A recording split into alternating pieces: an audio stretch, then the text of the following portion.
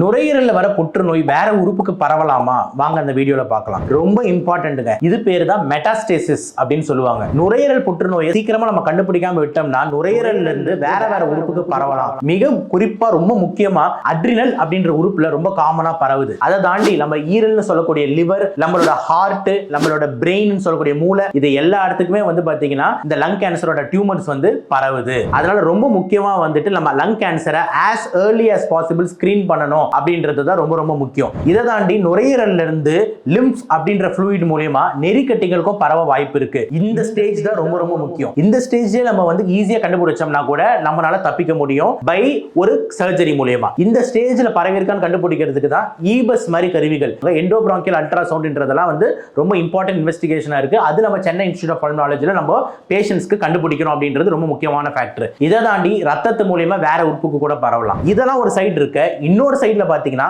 மற்ற உறுப்புகள் இருந்தோ நுரையீரலுக்கு பரவறதுக்கு வாய்ப்பு இருக்கு. இப்போ எக்ஸாம்பிள், ஹார்ட்ல இருக்கிற கேன்சர் லங்ஸுக்கும், கிட்னில இருக்கிற கேன்சர் லங்ஸ்ல பரவலாம், கர்ப்பப்பையில இருக்கிற கேன்சர் லங்ஸ்ல பரவலாம். இந்த மாதிரி ரிவர்ஸ்லயும் ஆகிறதுக்கு வாய்ப்பு இருக்கு. ஸோ இது எல்லாமே உங்களோட எஜுகேஷன் இன்ஃபர்மேஷனுக்காக தான் நம்ம இங்க சென்னை இன்ஸ்டிடியூட் ஆஃப் பல்மனாலஜில இருந்து நம்ம பீப்புள்ஸ்க்காக போட்டுக்கிட்டு இருக்கோம்.